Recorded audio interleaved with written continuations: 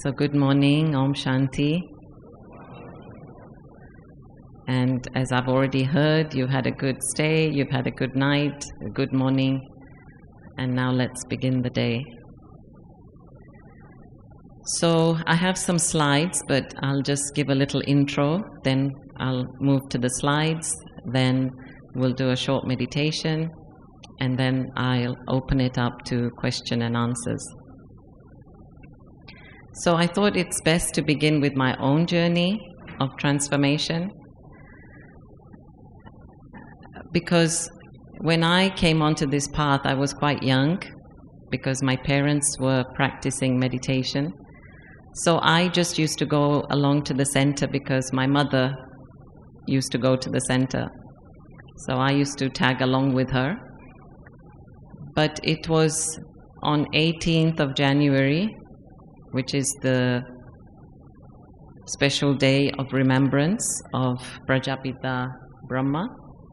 He's behind there. And it was his day of remembrance, the day he left his body in 69. And so all the centers have special programs. So on that day, I went, as usual, with my mom. And it was in 1983, 18th of January, that I feel that I had my awakening. And it's from that point onwards that I measure my number of years on this path. Although my parents received the knowledge in 1974 in London. So on that day, what happened is, I can't really describe it till today, but just something awoke in me, telling me that I had to do this. I had to practice what was being taught. So at that time, I was only 14 years old. But as I said, something awoke in me, and I just felt that this is the truth. And I'll tell you one reason why there was that awakening. So again, as usual, I came home at lunchtime for my lunch, and Mom used to go to the morning class, and every day she would try and give me 1 point of knowledge. So that day when I came home for lunch, she's of course made me hot roti and sabji, and then she said to me, my nickname is Anu, so she said, Anu, look, everything that you see with these eyes is going to be destroyed. But the one thing that will not be destroyed is the soul. And such a simple point, right? But I left from there, and my friend would join me. She'd go home, she'd join me, we'd go to school again. And I told her, I said, her name is Nisha. I said, Nisha, you know what? Everything that we see with these eyes is going to be destroyed. But the soul is the only thing that won't be destroyed. And I said, I don't believe my mom. Let's try and find something that will not be destroyed. So that whole week, I remember going around looking for something that will not be destroyed. And I couldn't find anything. So that convinced me that, wow, you know, Mom is becoming smart. By going to the center, Mom's becoming clever. So I ask you the same question. Look around you right now, and everything that's being created, right? The microphone, the chair, the TV, table, every single thing that is man-made will be destroyed. But the one thing that will never be destroyed is the soul. And then this point just gave me so much, we say in Hindi, no? Sakoon, Shanti, peace of mind, that from that point onwards, I thought this is what I want to cultivate. I want to develop that inner strength, inner power, because that will stay with me all the time. I don't want something temporary that I hold on to, that I then have to let go of. I have to detach from it at some point. So I want to develop something that's deep from within, that will always stay with me, and that's why I started the journey. That's how I started the journey. So when it comes to actually peace of mind, we're all looking for it in different ways, in different forms. And even though you might think you're happy, but you're not 100% happy. And I don't think I can be happy if my neighbor isn't happy. In other words, the whole world has to be happy for us to be totally happy. So as I become happy, I start to share that happiness with others, and hopefully with time this happiness spreads and becomes contagious, and then hopefully we're able to create heaven on earth. And that's the only time that I'm totally happy and everybody's happy with me. So until that point, yes, I can be happy, I can be content, but I have a responsibility, and that is to share my happiness with others. It's not enough that I'm just happy. And that's why we do the work that we do, because we are happy in what we do. And sometimes people say that we are like Buddhas because, we don't get so upset over things, or we don't start crying over things. And they say, well, you should. And we say, well, no, not really. When you have wisdom, when you have knowledge, when you have understanding, then you don't take sorrow. Fear is what? Fear is absence of knowledge. If you are afraid of a cat or a dog, it's because you don't have proper understanding of them. You don't know how to relate to them. You don't know what their moves means to you. If a dog jumps on you, he probably loves you. He probably wants you to love him back. But we take that as an attack because we're ignorant of the behavior of animals. So many fears we have because we don't have understanding of what happens behind the scene. And that's why we take a lot of sorrow. So I always say pain is inevitable, but sorrow is optional. Right? You may have physical pain, you may have pain from breaking a bone or something, but sorrow, suffering, is to do with the mind. And that is optional. So yes, we can be happy even though we might be in pain. So when we talk about inner transformation, I took off on this IT, and IT meaning it, and it can mean many things. But in terms of IT, if we split I and T, we're always using the word I. Everything we do, we're using the word I. So as I said yesterday, who is that I? What is that I? When I say I Aruna, or I Lakshman, or I Peter, or whatever, am I referring to I the body or I the spirit? Spirit? Body. So body's name is Aruna. But the real I? Like who's talking right now? Is it Aruna? It's Aruna talking? Yes? It's not Aruna talking, because Aruna is just the name of this body. I had another existence before. Maybe I was Sita. Maybe I was something else. So this is just my physical existence. But I am a soul. And the soul doesn't have a name. Okay?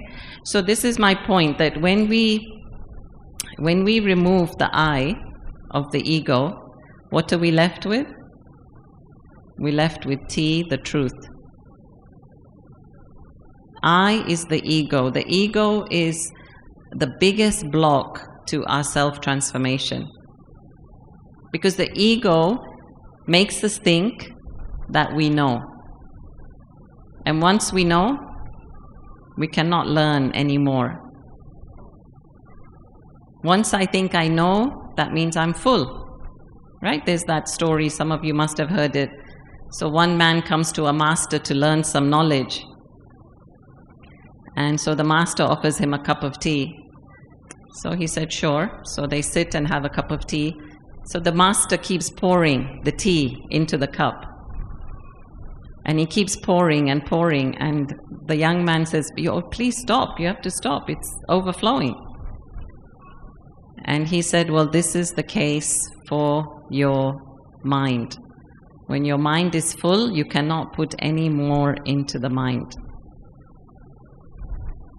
So we have to unlearn the ego. Ego makes us serious. Ego makes us think everything is important. This is why we get upset, because we think, I'm important, my time is important, this appointment is important, my seat is important, my position is important. Ego makes us think everything is important. I give it so much weight and value that I forget who I am. I forget my purpose. I forget why I'm here. So this is the truth. The truth is, who am I really and what do I really want? In fact, I used to have a friend in Australia, and he used to have this as his voicemail in those old days, you know, when you used to have the telephone. And his voicemail was, who are you really and what do you really want? And of course he was a Brahma Kumar, so he wanted you to think deeper. What do you really want? So let's talk about wisdom, and then we'll talk about transformation.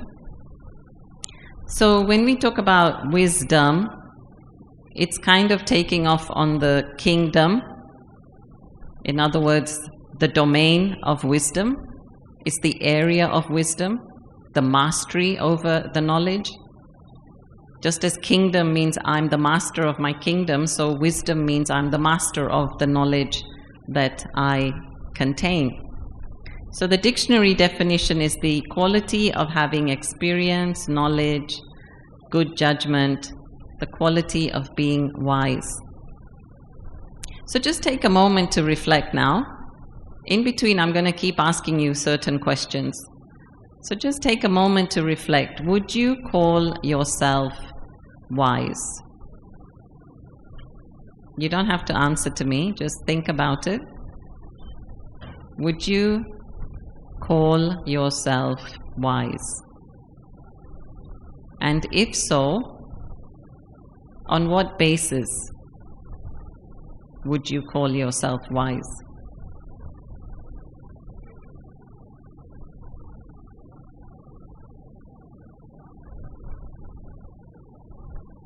Okay, just think about it and see what answers come. So the difference between knowledge and wisdom is knowledge is information and wisdom is applied knowledge. So this is the picture of the touch of God. So when God touches us, God is the ocean of truth, the master of truth. We say, no? Gyan ka sagar. So when we are touched by that ocean of truth, we cannot but help start living the truth. How do I know that I'm living my truth? I'll be happy, I'll be content. I'll need less. I won't be restless, I won't be stressful. I won't be confused. I'll have the answers. This is how I know when I'm living the truth. And truth doesn't need to be proved. I don't need to prove to you how happy I am, how content I am, how much I have. No. I just need to know that. Once I'm sure of that, that will reflect. So that's the difference between the ego and the truth. The ego is always trying to prove. And the truth doesn't need to prove. The truth just is. When something is the truth, it just is, right? But when you tell a lie, you have to tell so many lies to cover that one lie. And you have to remember all the lies you said before. But when it's the truth, just the truth. Yes, I did that. Yes, I'm wrong. That's the truth. So truth is simple. Truth is uncomplicated. Truth is pure. Truth is divine. So once again, ego versus the truth. When I'm living my truth, I'm in pure self-esteem. When I'm in ego, I'm in arrogance. And this is the shift we need to make in meditation, from the body consciousness to soul consciousness. Body consciousness is filled with everything connected with the body. Yes, what I have, how much I've achieved, where I live, my bulky bank account. And the self-esteem, you can still have the self-esteem without having anything. And this is what the Dadis proved to us. This is what Brahma Baba proved to us. He gave up everything he had for the work of the organization.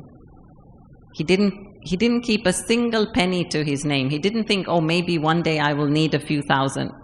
Let me keep it for myself. He renounced everything. And he lived in that trust. He lived with that faith. So there's this story of a man who went to see the holy man. As he went to see the holy man, he knocked on the door. And this servant-looking person showed him through the house. It was a big, long house, so they took him through the house, and then he took him to the back door. And he said, now you may go. So this man said, but I came to see the holy man. He said, you just did. That servant-looking person was the holy man. But we're always looking for somebody great, or somebody dressed in a certain way, somebody sitting on some high chair. So ego, truth, self-respect, this is the shift. This is the wisdom, actually. Knowledge is the information, but that is the wisdom. So I'm going to point out 5 wisdoms that I think are important, and I hope you do too. So who am I? Who am I? I am an eternal, immortal, imperishable being. No fire can burn me, no water can drown me, no sword can cut me. As I told you my story, when I really realized I'm a soul, I felt such a feeling of freedom. Such a feeling of freedom that I'm never going to die. And at that time we were going through the Cold War between America and Russia. So as a young child, you don't know what's going on. There's a lot of fear. And you just hear half the things. So when I had this truth, I just felt, yes, I have something very comforting to hold on to. So again, I'd like you now, just now, take a moment again. I'd like you to feel your eternity. Right now, I'd like you to just self-realize that I will always, always live on. I will never be destroyed. I am eternal.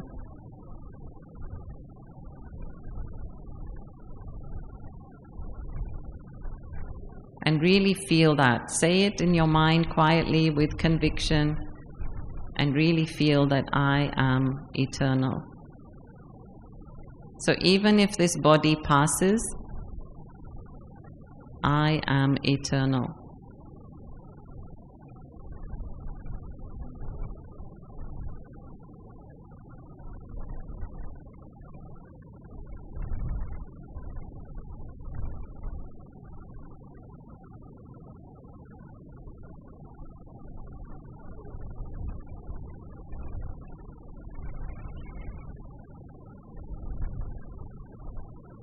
Okay, wisdom number 2.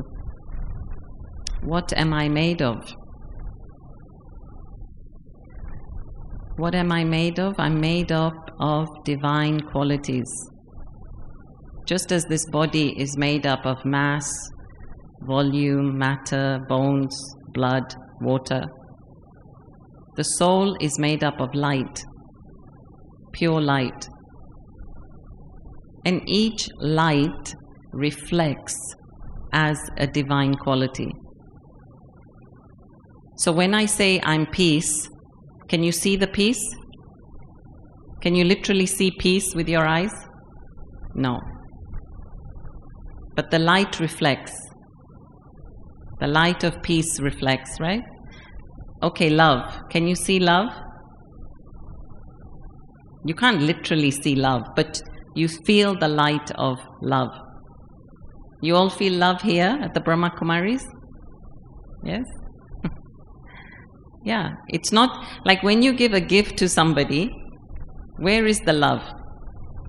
In the box? Where is the love?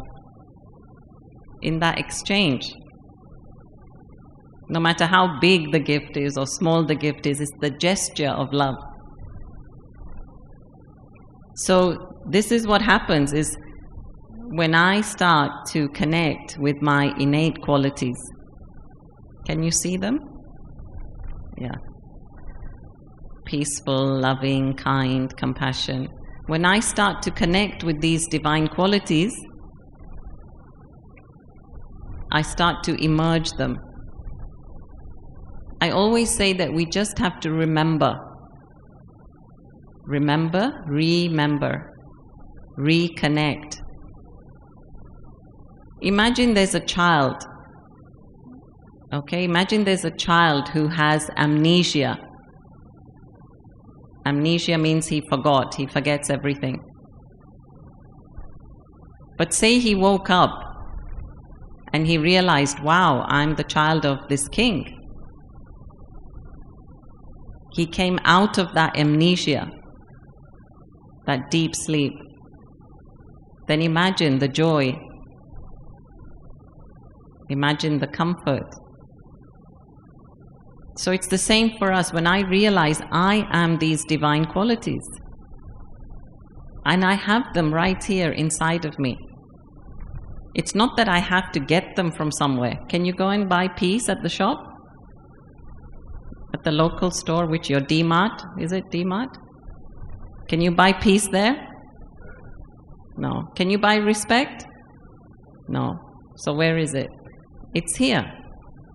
But when I don't get in touch with it inside, when I don't know, when I don't remember, then I go looking for it outside. For example, in your house, you may have a toolkit, you may have certain knives, you may have your, golf clubs. But if they are stored somewhere and you don't know, you don't remember, then you have to go and buy. But the moment you remember, no, I have a set in that cupboard, in that closet, in the attic, you just go and get it. So meditation reminds us that I have these qualities inside of me. I just have to get in touch. And when I get in touch, it's like a power, it's activated. It's like that genie's lamp, just remember, touch on it, and it gets activated. So how is patience activated? How is patience activated? By remembering I'm patient, not a patient. I am patient, and just being patient, practicing patience. Loving, I'm loving, be loving. Be loving, practice being loving, and I'm loving.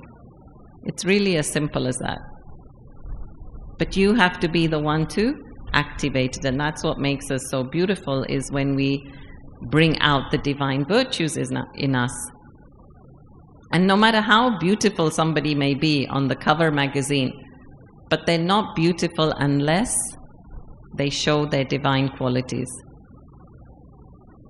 Think about it. Your real beauty is the inner beauty, not just the outer beauty. So wisdom number 3 is, where do I live? So surely if I have a body, then yes, I have a bodily home. But if I'm a soul, is the earth my home? Is the earth my home? No? Not sure?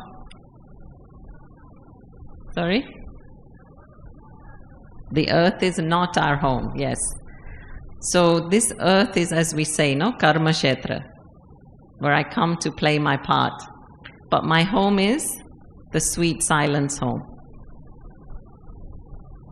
Right? It only makes sense that I, the soul, have a different home, which is beyond the sun, the moon, and the stars.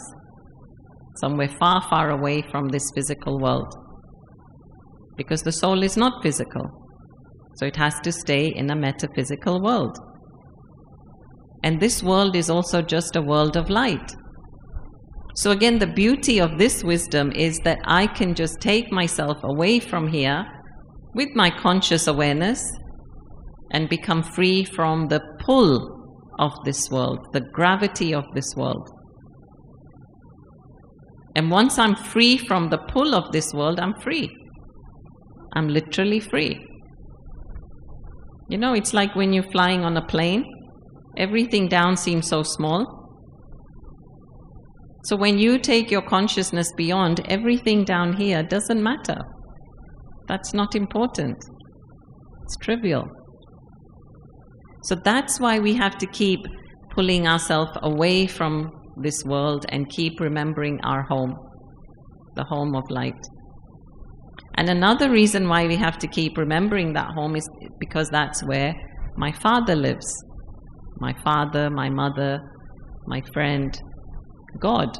God is my companion. And when I connect with God, I'm connecting with that divine, supreme divine light. And I'm being recharged with His light. Because any time you spend time with somebody, you're being influenced by them, aren't you? Either you're giving or repelling energy. But with God, God doesn't need anything from us. So He only gives. He's the data, the giver, bestower. And so we are taking from that bestower. All we have to do is be present. That's it. And we absorb. Like a sponge, we absorb His light, His powers, and we come back much stronger back into this world. And at the end of the day, all of us have to go back home. That's another reason why that home is different. Because we cannot live here. This is not our home. So one day we will all have to go back home. So we say, what do we say in Hindi? Pyar se ya maar se. We will either go home with love or by force. So let us choose to go home with love. Wisdom number 4. What is my purpose? So again, look at everything around you. Everything has a purpose, right? The microphone has a purpose, the chair has a purpose, the table has a purpose, the stage has a purpose, the flowers have a purpose, the camera has a purpose. So what is your purpose? What is your purpose? Just take a moment. Why do you think you are here? Purpose means to give something, right? So the mic is useful for kind of making the information get out there. Table is for putting things on, chair is for sitting on. So what am I here to give? Purpose means to give something of yourself. What am I here to give?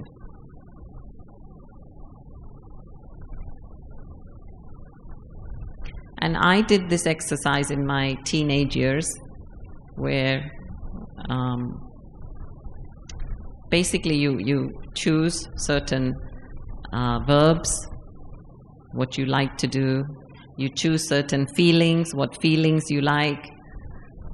And by doing certain things, what feelings it brings up in you, until you come to the last 3 or 4 words. So you select and then you deselect, and then you come to one final word. And my word, my verb was to share. So this is an exercise for you for another time, but it's helpful. Take yourself through this kind of mental exercise, asking yourself, what is it that you like to do in life? And are you doing that? And as Nirvay Bhaiji was saying yesterday, IT is not a field where there's a lot of feeling. It's quite robotic. So how do you put feeling back into your field of work? That will be a trigger for your purpose. So purpose means that I have to be, I have to shine, and I have to inspire. That's my purpose. My purpose is not to do. See, even as I do, I have to be while I do. We say we are human beings, but we are actually human doings. That's why I'm saying when you go to work every day, you have to be, not just do. If you think you're doing, that's why you're losing energy. That's why you're getting tired. But if I'm being, I'm enjoying. The other day, 2 days ago on the plane, somebody asked me, so when do you get holidays? Somebody I don't know, just sitting next to me. I said, well, every day is a holiday for me. Because I enjoy what I do. Yes, I work hard. But because it's a joy, it's not tiring. So when we enjoy what we do, we are just being. We are flowing with the drama. We're in acceptance of the drama. So there's not resistance. And let me say that you can only be your happiest when you are being, not when you're doing. Because when you're doing, there's lots of other measures. Am I doing good enough? Are other people appreciating me? Do they value me? There's a lot of other measures in that. But when I'm being, I'm just being for myself. And nobody needs to measure your happiness. Nobody needs to count or judge your happiness. When you say you're happy, you're happy. Okay, wisdom number 5. What is my role?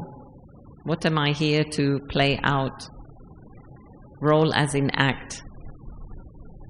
And our answer to this question is that I'm a hero actor. We all have to assume that we have the best part. I have the best part on this drama, field of drama. And when you think that I'm the hero actor, think of all the heroes in the movies.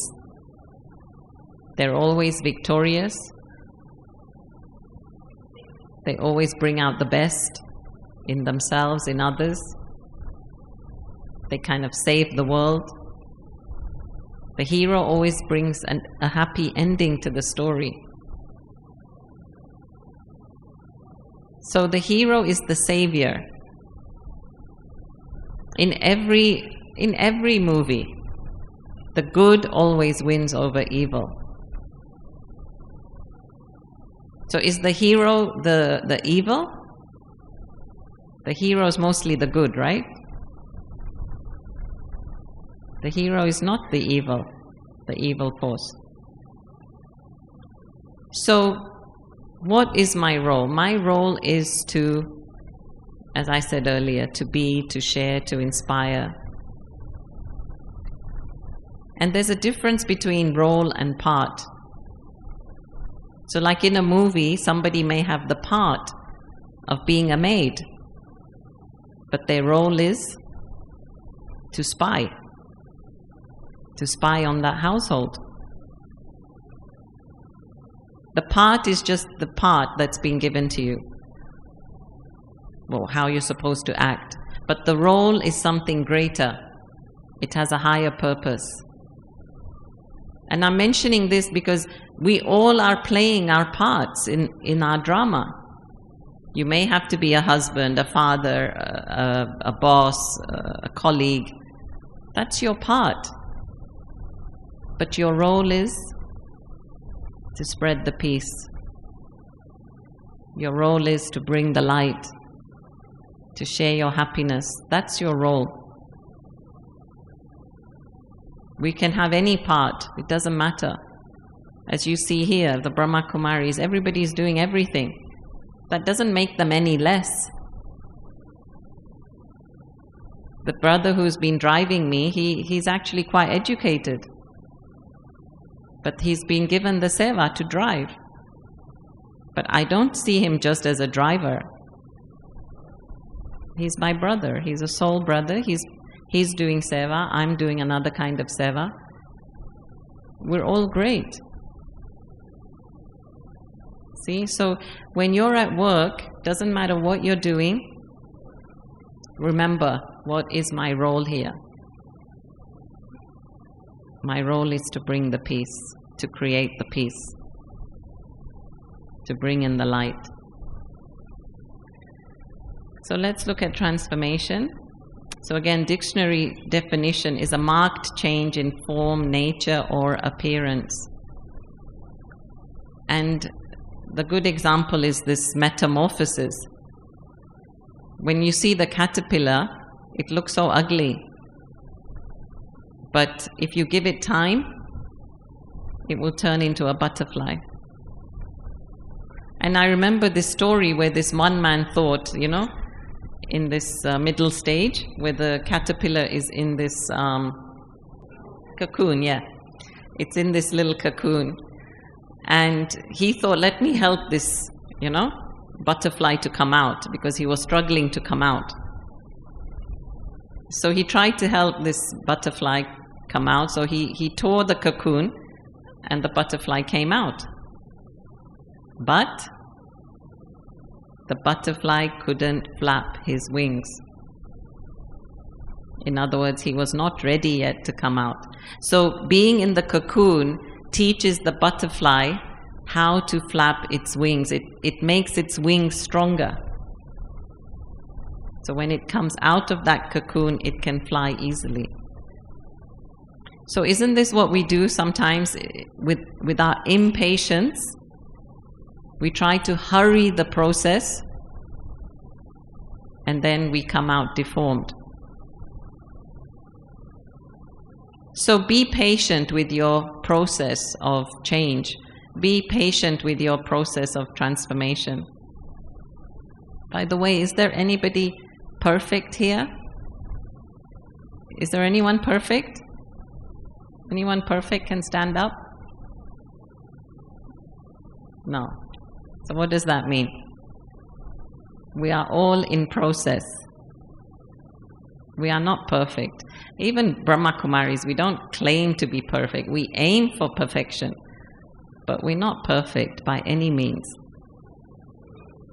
But we're on the path. We say we're on the train. And we will get there. We will get to our destination. So, see your transformation. Once you realize something, you transform, right? Once you realize this is not the way to do it, this is the way to do it, you change yourself. Mostly we change ourselves. So why should I transform? Why should I transform? That's the big question. Again, yesterday, Bhavesh Bhai, right? He was mentioning that IT people get a very high salary. And that's the incentive, right? To work in IT. Well, do you know how much salary we get? In fact, Dadi Janki often says she wants a good accountant to count her income. Which income? Spiritual income.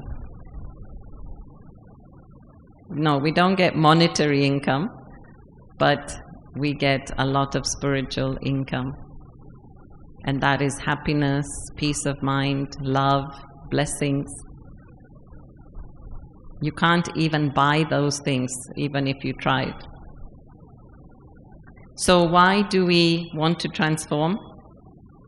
We want to transform because we want to perfect ourselves.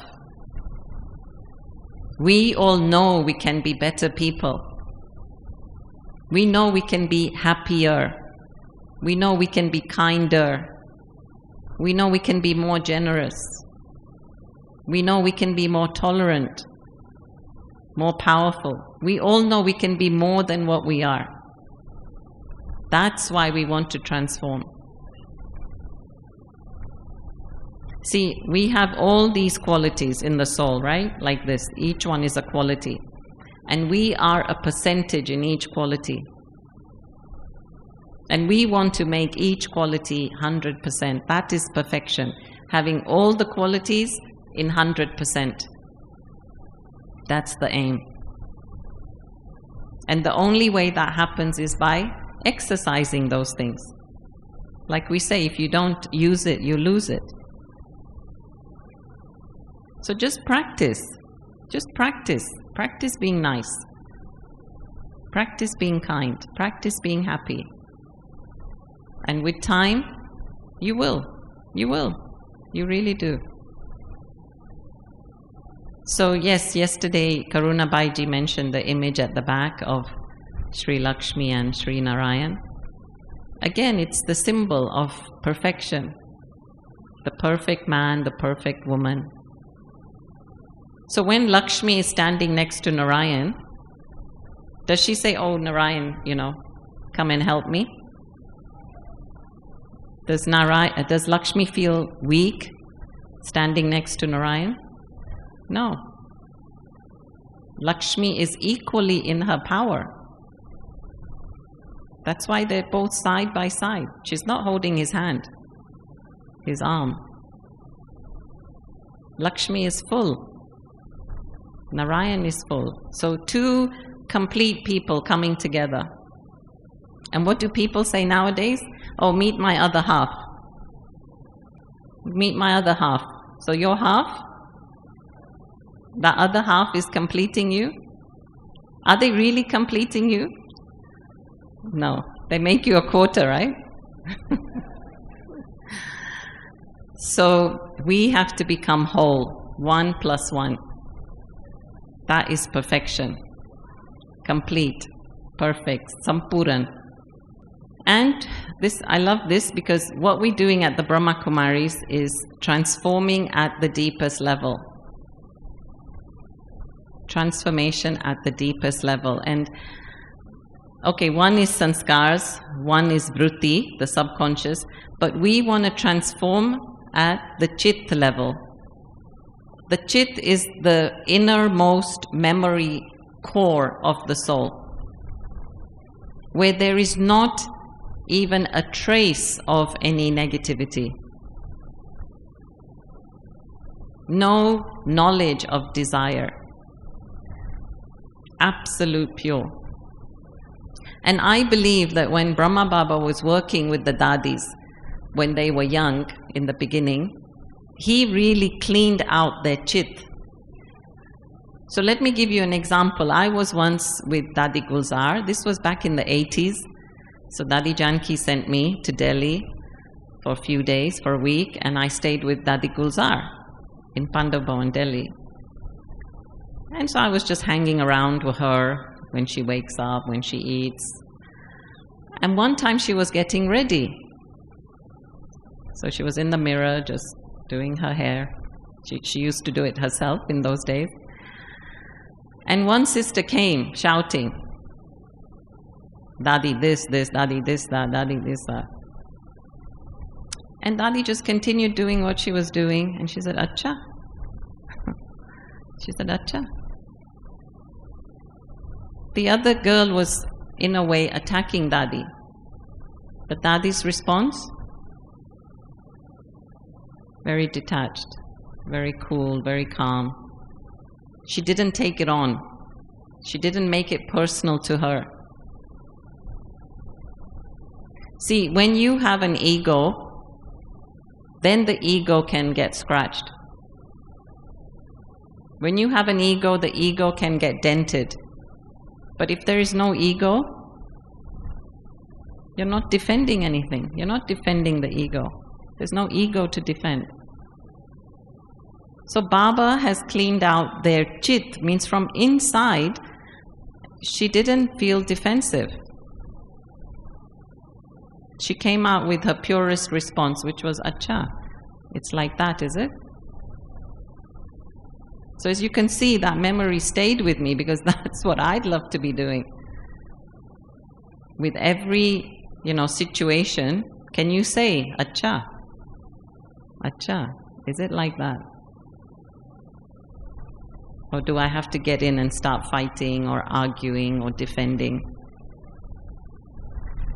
So that's the inner core, right? From the inside out. So yeah, transformation at the deepest level. So if I'm cleaning out the chit, then automatically my vritti means attitude, my drishti, my kriti means action, will be good. And therefore my sanskars will be good. So this is the level at which we're working on in the soul. When we meditate, we are working on the innermost level of transformation. Like, for example, brahmacharya, purity, we say. Maybe some people follow purity because they just have to. But here we try to follow purity of thought, word, and deed. Not even to have the slightest impure thoughts for others. Not impure as in just lustful, but just don't think badly about others. Even to say, ye kabhi change nahi honga. This one's never going to change. That's a bad thought. Ye to kabhi nahi karta hai. He never does that. He never helps, etc. These are bad thoughts. Who am I to condemn this person? To label this person? So purity on the deepest level, the inner core level. When I transform, then I start attracting new things into my life. Which is why the question, what am I attracting in my life right now? Am I happy with what I'm attracting in my life? Just ask yourself now, what am I attracting? For some people, everything's going from positive to better to best. For others, constant losses, damages, insults, criticism. What happens is we build a momentum with our thoughts. If you have one positive thought, just start with one positive thought. By the evening, it will become a positive, powerful thought. By the next morning, positive, powerful, encouraging thought. You see, it builds momentum. And it's the same for negative as well. If I have a negative thought, oh, nothing works around here. Nobody's good enough. This place is terrible. Then you build that momentum. And then what happens as you build that momentum, that's what you then start attracting back to you. So this is the case. Do you want your life to be memorable or you want it to be average? So if I want it to be memorable, I have to create memorable moments. That means starting now. That means now every person you meet, make it a good memory. At tea time, when you talk to someone, not just superficial, hi, hello, how are you, where are you from? No, make it a memorable moment. When you sit and have lunch, really, truly be interested in the other person. Otherwise, yes, sit in silence. Make that a memorable moment by sitting in silence. In other words, start being more conscious of how you are living your life, not just superficially. Be mindful, be conscious, right? Each word, each thought, each deed. So make it memorable. So yeah, I have the power in my hands to transform my life in such a way that I can attract what I want. It takes time, just as a seed takes time to grow, but you will if you water it every day with attention. So this is the old formula for transformation, right? When we wanted things, what did we do? When we wanted to become something, what did we do? We did something, right? So you got yourself an education, you got yourself a good job, you got yourself a good wife or husband, got yourself a nice house, and then you were happy, right? Being is happy, right? You did, you got, have, right? And then you were happy. What's the new formula? What's the new formula? Peace. The new formula. Be, have, and do. So be happy. Be grateful. Be accepting. Be loving. Then you will have. That's really the case of this organization. They started practicing it themselves first. And then the resources came. As people saw them, the resources came. And then they're doing more work. That's how the sound has spread into 135 countries. So first be. Don't think if I have more money, then I can be more happy. No, first be happy. Then you will have the money. Even the money will say, go to this person, they're happy, they'll know what to do with it. Money doesn't come to a grumpy person. Money goes to a happy person. So it's my responsibility. Again, no blame. Where I'm at in my life, there shouldn't be any blame. I take total responsibility for where I'm at in my life. Every single day, I make a choice. So you can sit on that side and see the view, or the other side and see the rocks. Whose fault is it? Whose fault is it? Mine. Yeah. So transformation is in my hands. That's the point.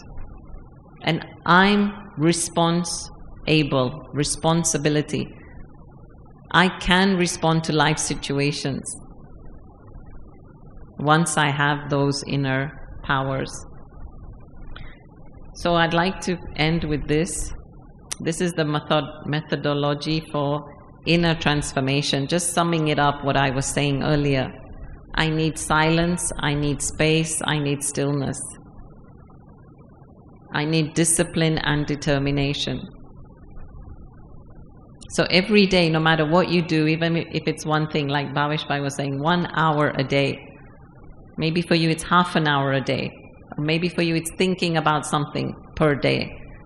But make it a discipline. Make it a routine, no matter what. You have to include that in your day. Be determined. Then it's very important to connect with God, the source. Because we can meditate. Many people ask me this question, can I not meditate just by thinking myself to be a soul? Why do I have to think about God? And you can meditate. Just think of yourself as a soul. You can. But if you want power, then you have to connect with God. And you take that power for self-transformation. Other meditations help you to relax. But this meditation really helps you to change. This is really my experience. Because we take power from God. We can't do this on our own. We need the power from God. We all had good thoughts, right? Before you came, I'm sure you said, I want to be free from my anger. I want to be a nicer person. I want to be authentic. But what stops us? It's just the power. The power is missing. So here we get the power from Baba, from God. And then as I'm in action, I need to practice awareness, abundance consciousness. Practice that you have already these divine virtues. You have everything inside of you. Be aware, as I said, of everything that you're doing and how everything has a ripple effect. It's not just one thing. Don't just say, "Ye to aise hi keh diya, aise hi bol diya." No. Even that will have a ripple effect. Sometimes we say, "Oh, I was joking." No. Even that will have a ripple effect. You've planted the seed. The seed has to return its fruit. So just to be more and more mindful. So these are the 3 questions I'd like you to think about now. So first question. What would you like to attract right now in your life? So just let's think about that question together. Don't jump to the next one. Just think about it. What would you like to attract in your life right now? Right now can mean now, this moment, today, or it can mean the next few months.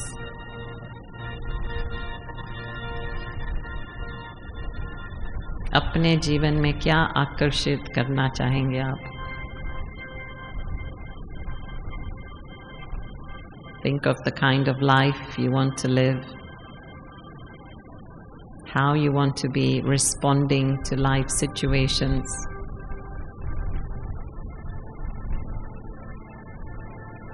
Your state of being.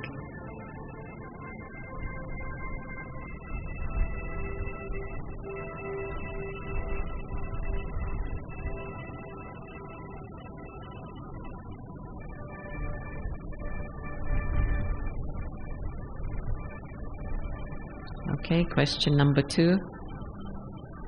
When do you feel most alive? When do you feel most alive? Alive and energetic.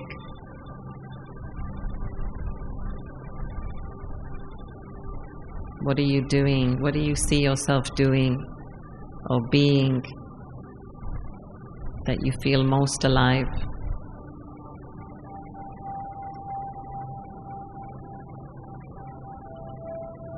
So visualize more of that.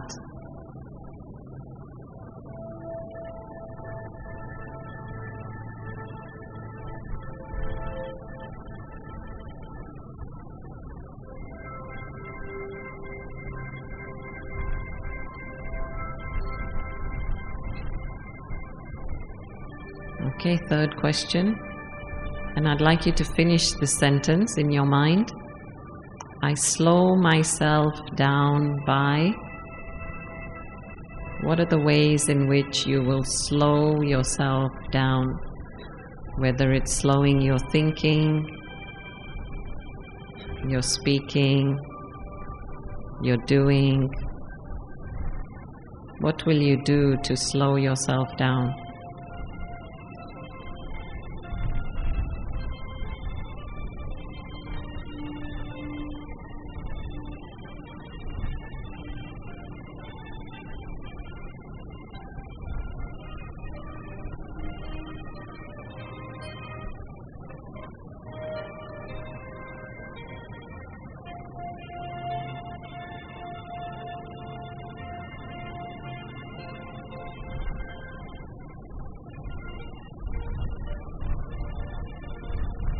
Okay, now just let us turn within.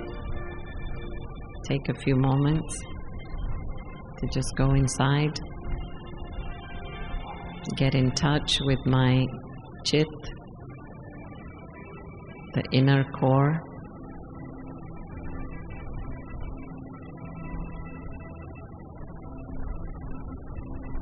And deep, deep inside of me is that purest part of myself.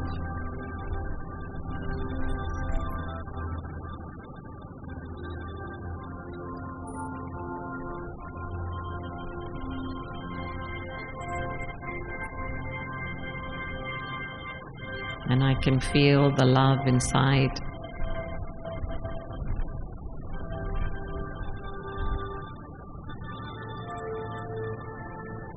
I can feel the depth of peace.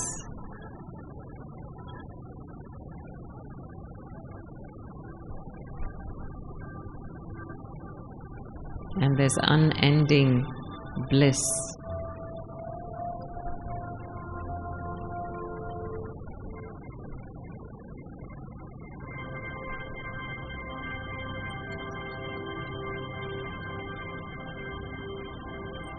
Just here, right here inside of me.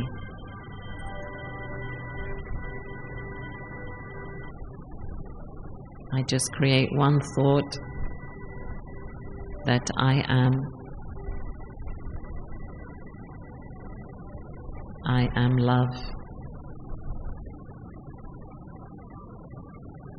I am peaceful. I am powerful.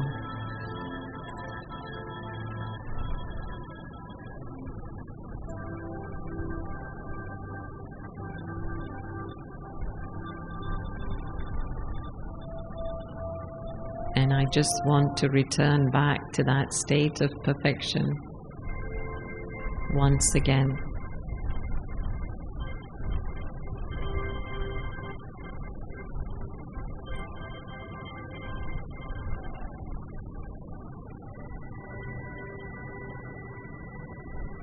Because if I don't,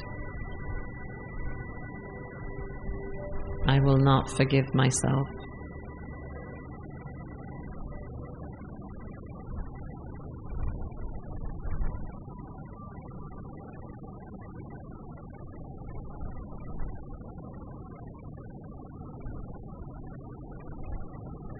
So once again, return back to your seat. The seat that is the center of the forehead. I, the soul, am seated on my seat of self-respect.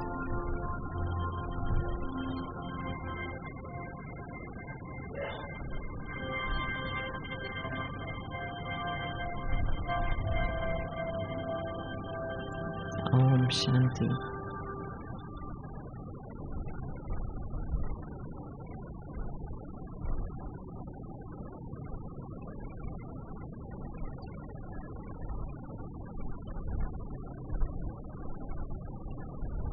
Om Shanti.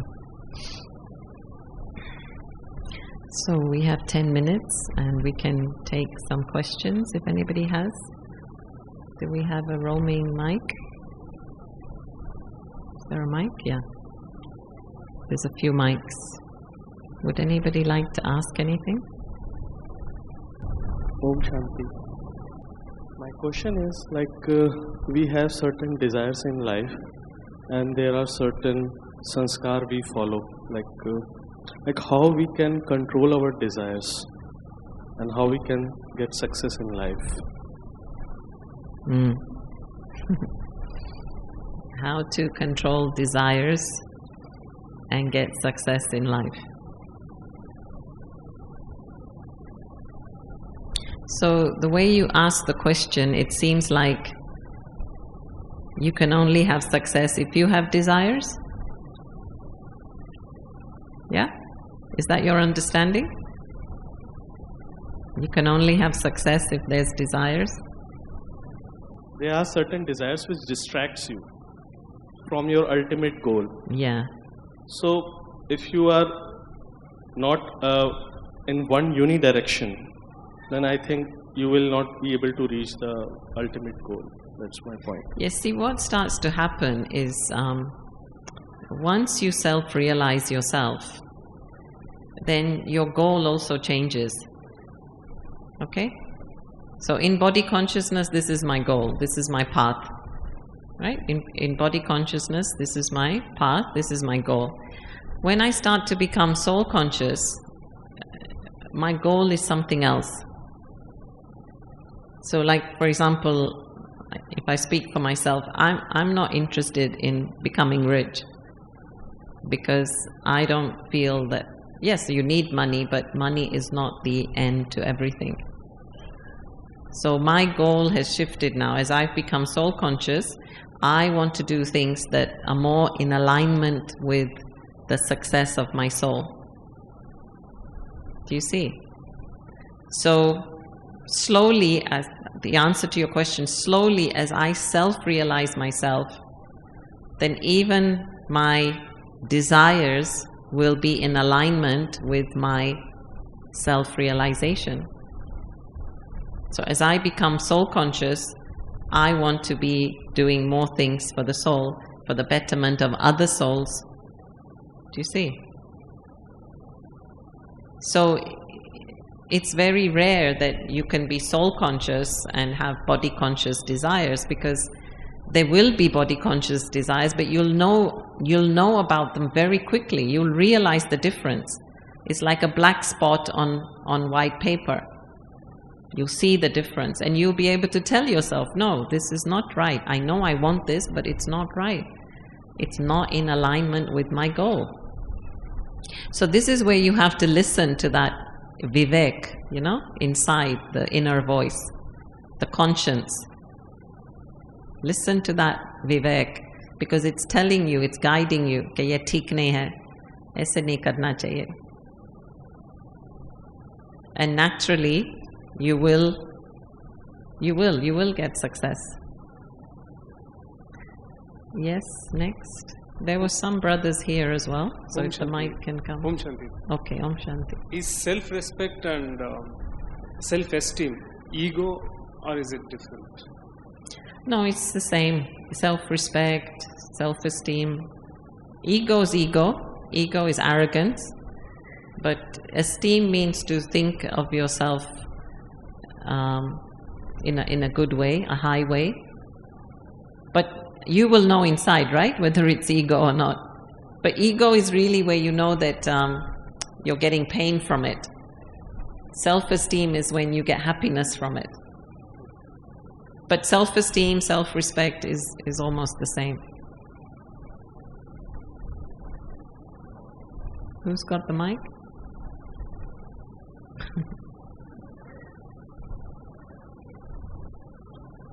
What are the ways to build soul consciousness? For us, it's daily study, daily practice, daily study. We have to have this input in our life every day, because we're getting the input from body conscious lessons. See, just by living in the world, we are being influenced by body consciousness a lot. So we need that daily input of soul consciousness every day, which is our early morning meditation, which is our early morning class. This helps to build more soul consciousness, self-confidence, soul consciousness. Yeah. Om Shanti, sister. My question is, as you said, everybody is not perfect. The most of the person is sitting here are the IT community. In the IT community, it should be perfect, anything. Like nowadays, the new technology comes, AI, ML and all. If it is not perfect, it will be disruption for the system. So what is your suggestions for us? Well, I think there's always margin for human error, no? In any IT, there's always a certain margin for human error. But again, I think when you practice meditation, you can still live in that world, doing the job you're doing, but stay more relaxed. Because again, you realize that what's more important is this inner war, of keeping the peace, rather than fighting that battle of being right or being perfect. And the more relaxed you are, you can do a much better job. I think you all understand that. So yeah, I strive, even here, we strive to aim for the best, the highest, but you can't get stressed over it. That's again why I'm saying you need that daily input every day to keep reminding you that I'm a soul. What is my purpose? Where is my home? All these basic points, actually, what I shared with you today. This is what we're reminding ourselves every day. But don't stress yourself over it. It's not worth it. It's really not worth it. I'm sure you've all received those messages where you earn so much money to be happy, and then you get sick, and then you spend all that money to, get well. So learn before the lesson. Yeah. Om Shanti. Om Shanti. First of all, thank you very much for enlightening with beautiful journey of self-transformation. My question to you is, how do I assess my current level of various qualities? Because you mentioned in your presentation that, we have to strive every day to how do we take it to the 100% level. So my question is, how do I assess that? And then periodically, how do I calibrate and make sure that where do I? And my next question is, how do I self-motivate myself for this self-transformation journey on a daily basis? So in terms of self-assessing the virtues, I think we will be tested anyway. We are tested, actually. Even when you're driving, am I able to give the other person way? Am I generous or do I get reactive? When I walk in through the door, am I happy with the receptionist? When I get home, at every moment we are being tested to exercise our divine qualities. And we just have to keep trying and keep doing it. This is my answer. And drama will tell me, the drama of life will tell me where I'm falling short. So for example, am I able to forgive that person? Am I able to love them despite their weaknesses? Am I able to encourage others even when I feel very tired and I feel somebody should be encouraging me? So life will teach us, and then I know, okay, I need to work more in that area. Then in terms of self-motivation, for me, I have continually enjoyed this path because I'm constantly learning. And I love to learn, I love to study. So I think you have to find your anchor and see what it is that you love to do.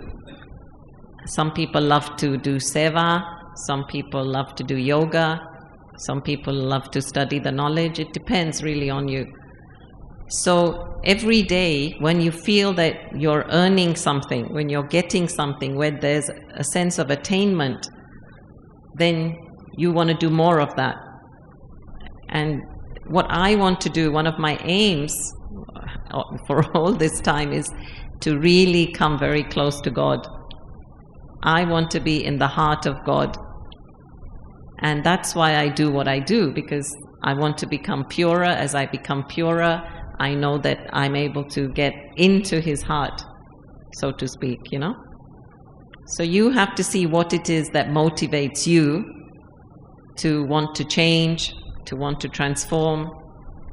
Maybe it's just you want to become a better person.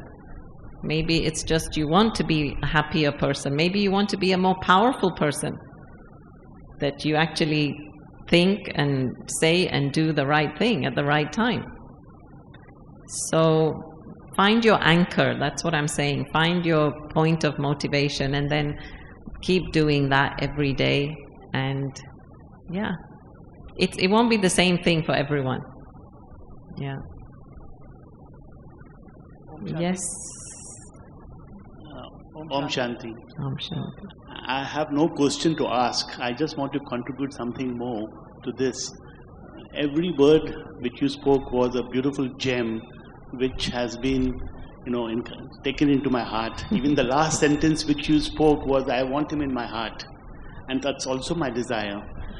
Coming to the questions of two of my brothers who were here, they spoke about desire and success. I would like to contribute there.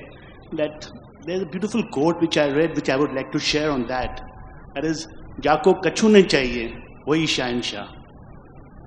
The person who has no desires, maybe we have to come to that level, then we are more successful. Coming to the second question of ego, I feel that the biggest antidote of ego is humility. Someone went to the master and said, teach me to be humble. He said, what is there to be proud of? Nothing is yours. This body, nothing, you can just name it. There is not a single thing which is yours.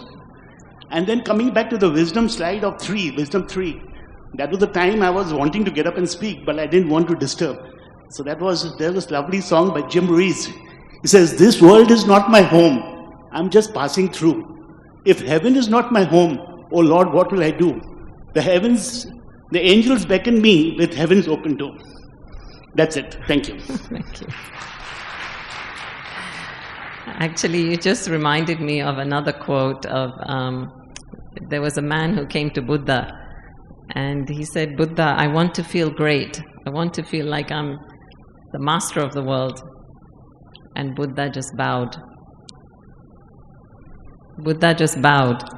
So he now felt great. Good. Yes. Om Shanti. Om Shanti. Mataji, first of all, thank you for giving such a nice lecture. Thank you. And my question to you is, being honest is good, but in today's world, being honest paves the way to spirituality somehow or the other, because given to the world and given to the environment, does it really helpful, or you should mold yourself according to the environment?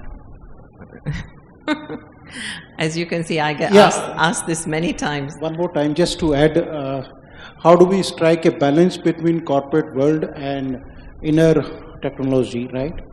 So there are a lot of challenges. If you are honest at work, sometime I think you may lose the race. Yeah. So I think my question related to how to strike a balance between inner well-being and corporate well-being. Okay. Okay. So first question. Let me ask you: Is it good to lie? Is it good to lie? Really? Do you want to lie even if you have to compromise? Anyway, I can't hear you, but it's a rhetoric question actually. You cannot lie. You cannot lie. If you lie, that's your karma. Do you see? So, my answer to you is, as I said, many people ask me this question, I have to get angry, I have to lie, I have to cheat in order for me to be successful. But then what kind of success is that? If you've had to lie and cheat to become successful, that's not real success. That's why I keep telling you, what is the bigger battle? The bigger battle is I'm able to stay within my world of divine qualities. And I have to protect that no matter what. If somebody makes me lie for me to achieve something, that means I've lost the war. I've lost the war. And I will not be happy with myself. In fact, one of the reasons why we're not happy is because we keep creating bad karma like this.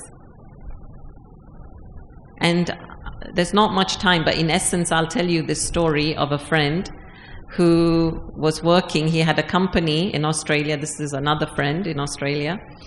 And he had a big company, and he had about 80, 90 employees. And he didn't have much work coming. So when he got a contract, it was a tender for working with submarines. And as you know, submarines are mostly for war, right? For fighting. So he didn't want to take up this contract, but if he didn't take up this contract, they wouldn't have work and the employees would not get paid. So he asked the employees, he said, look, I'm going to let you decide. If we take the contract, then we are going against our values, okay? We're working with, ammunition. And if I don't take the contract, then all of you may suffer a loss in your salary.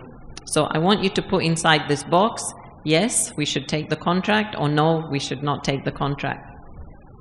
And everybody said, no, we don't want to take the contract and we will suffer the losses.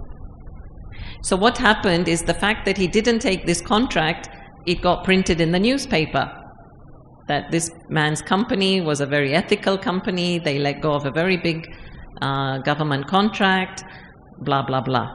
Okay? As a result of that news in the newspaper, 5 other companies came forward to want to work with him because he was ethical. And this is how karma works, you see? So you have to stick to your value, you have to stick to your truth, and just trust that things will work out. And at the end of the day, when you go to bed, you will be happier for it, really. And then regarding the balance of this world and that world, well, there's many. I think I'm not the best person, but there's many of our Brahma Kumaris who are working in the corporate world whilst managing a spiritual life, and they're doing it very successfully. And I think once you become more spiritual, you're able to handle the corporate world much better. So I think at some point, I think some of them should share, maybe not now, but whenever there's a time, a few of our corporate BK, brothers and sisters, I think they should share their experience. But it is possible, and you can strike a balance. Okay, thank you so much. Om Shanti.